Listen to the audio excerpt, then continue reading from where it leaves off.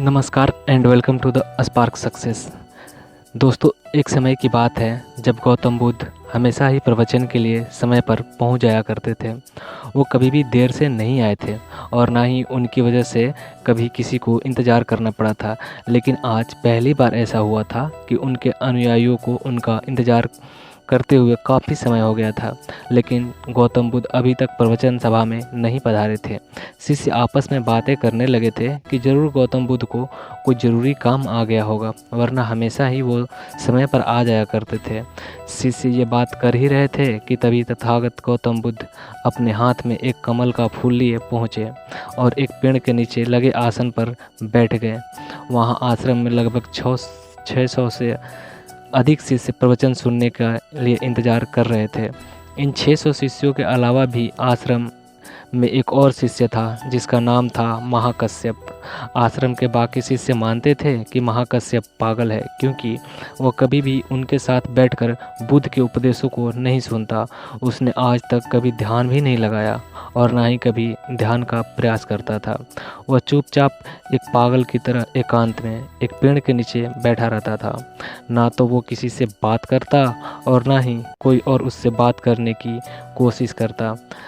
जब उसका मन होता तब आसपास के गांवों में जाकर थोड़ा भिक्षा मांग लेता और भिक्षा में जो कुछ भी मिलता उसे खाकर पेट भर लेता और फिर उसी पेड़ के नीचे बैठ जाता। वो बस पूरे दिन आश्रम के आसपास पेड़ पौधे घास और आश्रम में आते जाते लोगों को देखता रहता।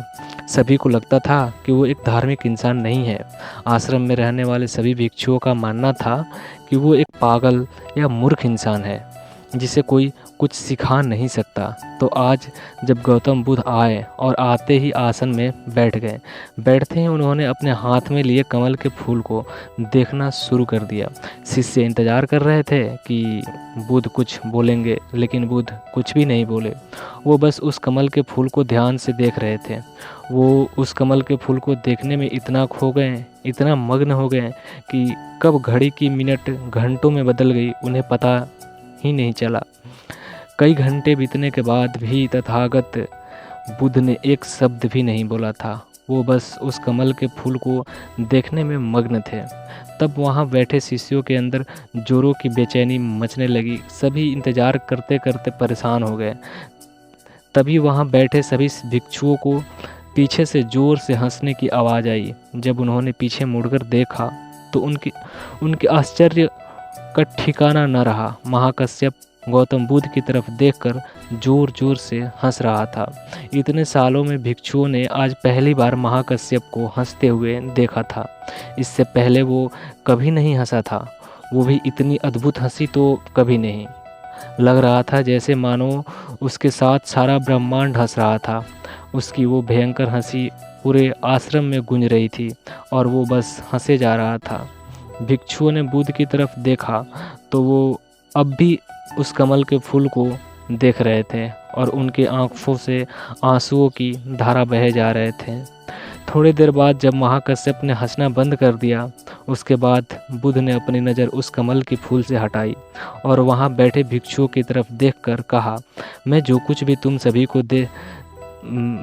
सभी को शब्दों के माध्यम से दे सकता था, मैंने वो सब कुछ तुम सभी को पहले ही दे दिया है। लेकिन जो शब्दों के माध्यम से नहीं दिया जा सकता वो मैंने महाकश्यप को दे दिया है। और यहाँ से शुरुआत होती है जेन की।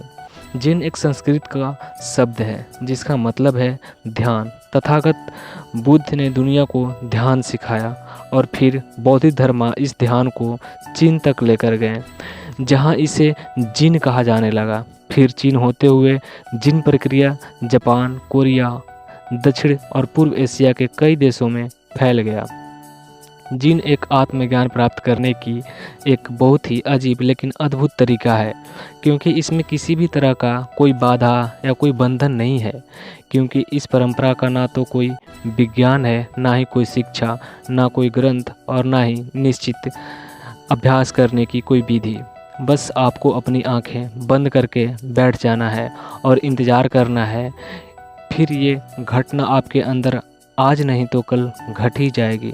जिन परंपरा में ध्यान करने का कोई निश्चित तरीका नहीं है, उसमें आपको बस जागरूक होकर देखना होता है कि आपके दिमाग में किस तरह के विचार उठ रहे हैं, लेकिन आपको उन विचारों में उलझना नहीं है, बस उन्हें देखना है। एक विचार उठेगा और अपने आप ही फिर भी ख़त्म भी हो जाएगा, बस उन्हें आपको पूरी जागरूकता के साथ देखना है। जब आप मन में उठने वाले किसी एक विचार का निरीक्षण रूपी जागरूकता के साथ करते हैं और फिर जब वो विचार आपके मन से गायब हो जाता है और आप दूसरे विचार के निरीक्षण के लिए तैयार होते हैं, तो आप पाएंगे कि दूसरा विचार उतनी तेज़ी और जल्दी नहीं उठा। ऐसा इसलिए होता है कि जब आप अपने मन के विचारों पर ध्यान देना शुरू कर देते हैं तो हमारे मन की भाग दौड़ कम होने लगती है और मन शांत होने लगता है, और फिर एक ऐसा अवस्था भी आता है जब हमारा मन विचार मुक्त हो जाता है।